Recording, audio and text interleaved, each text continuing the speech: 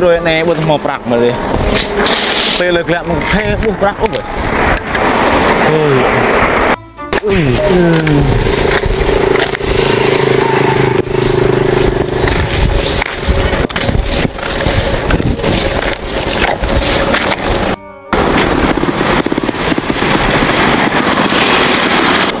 luôn thôi buộc tí hút lên nữa còn cái này kẹp rặn nó mất nhau bệnh rồi kẹp nó rắc nhá mồm bệnh nghe tê lâu cái gì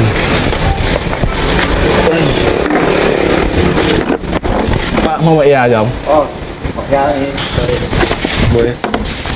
anh có chặt mơ mặc da lắm mặc da mà mọi da thì với lăng rồi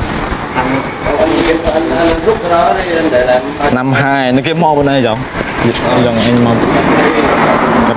mò cà phê đâu mò bia rồi mò mình đấy mò kết đó đây không có cái gì uống nhỉ do là giống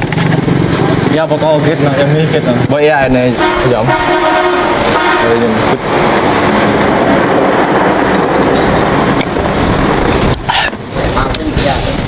coi dòng này với bóng đi mà nè đi thôi đi chết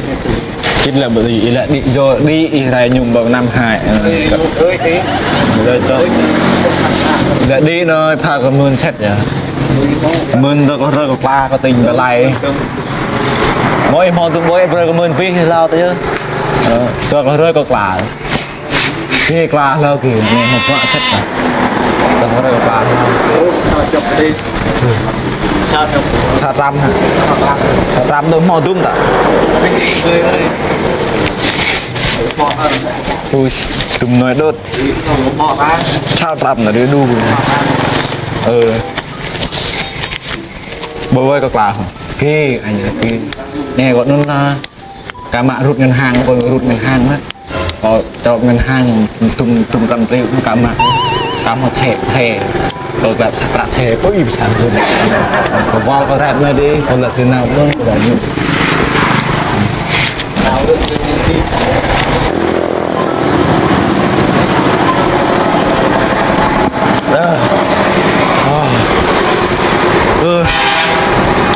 hòn đấy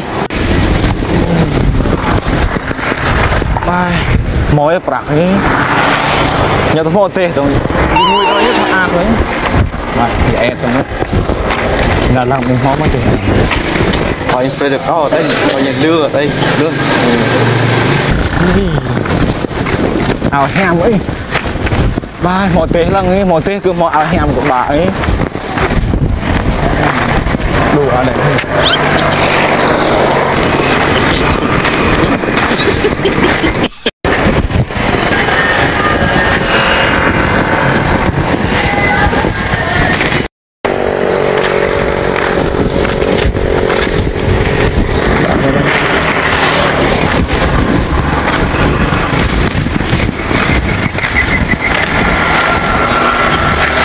trong tha được nghe cái này ở đây là quê ba duẩn này huyện thôn này với bóng đĩa mà bóng đĩa nói xong này điện thoại cái đấy bà thoại cái đấy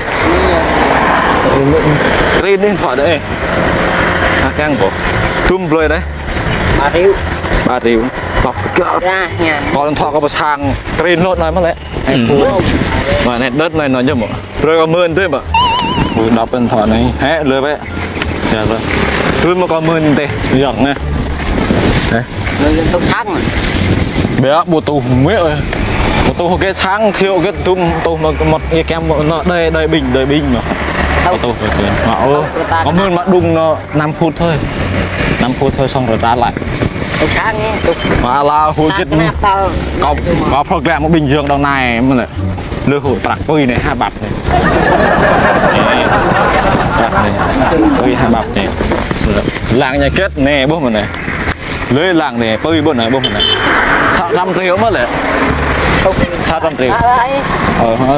nước Đẹp lẽ nhờ. mươn ba hiệp này lâu hả Tanh đẹp lẽ cái mặt từ một kẻ. Hóa là tay mũi của người này đùng 1 phút 2 phút này chứ còn đuôi một ngân hàng nha còn mạng ngân hàng chắc cho ngọc rồi bù thêm ít không nhở Tục sáng nghe mất ngà bằng câu nam á trốn nó đi ở sân nha. hiểm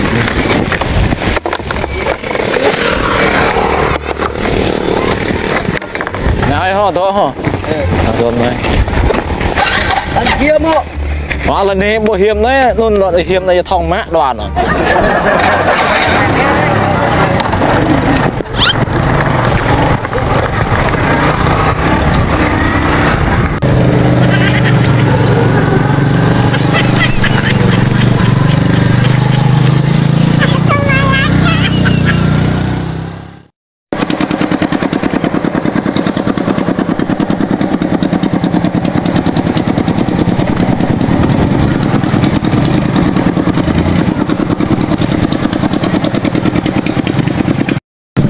Anh ơi anh uống gì anh? dạ em lấy cho anh 2 hướng dương 2 trà đảo 2 trà sữa đi hôm nay anh bao hết quán này em cứ lấy đi có cái gì lấy cái đó quán ví dụ là trà sữa mắc tiền nhá không phải là trà sữa này tiền anh không uống đâu Dạ. dạ. Đi cảm ơn nhá Quán tiếng cá berài đi deh.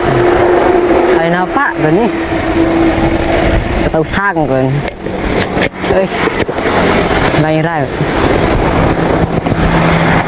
Berài hơn tiếng. Hình ra đang phải.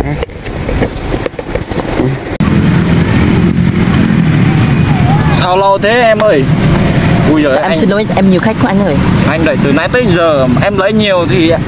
anh lấy nhiều em phải đưa cho em trước anh trước chứ lâu như này mai mốt anh không qua nữa đâu dạ. Về đi em ơi ngon thế nhỉ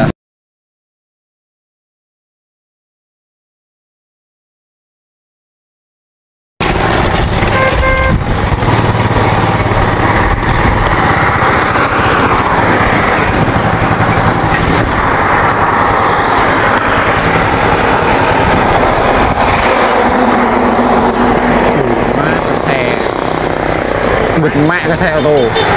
sao mai cắt đường tao mày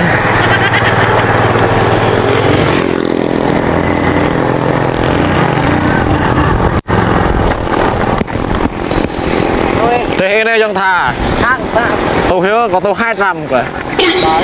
vạ lâu rồi nó sang ngày bây món có tôi phải vạ ồ được nè đòn này 200 nó có tôi phải rồi có cần nào nên đi tới cái gì hết 200 có 3 ép ra còn rồi đâu Ngay rồi. vạ vợ 200 nữa họ nằm gang cái lần làng rồi tập bao có thùng sang hồi hot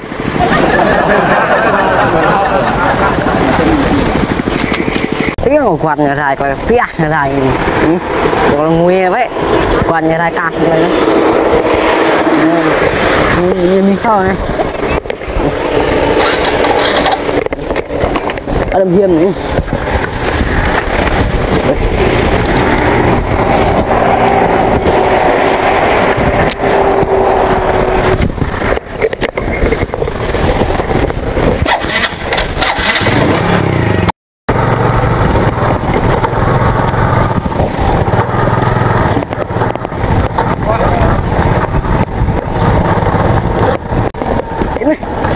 cái sáng này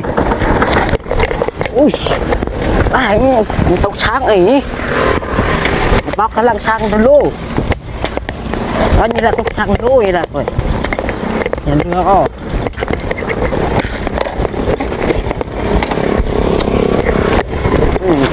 đang là sang ấy bóc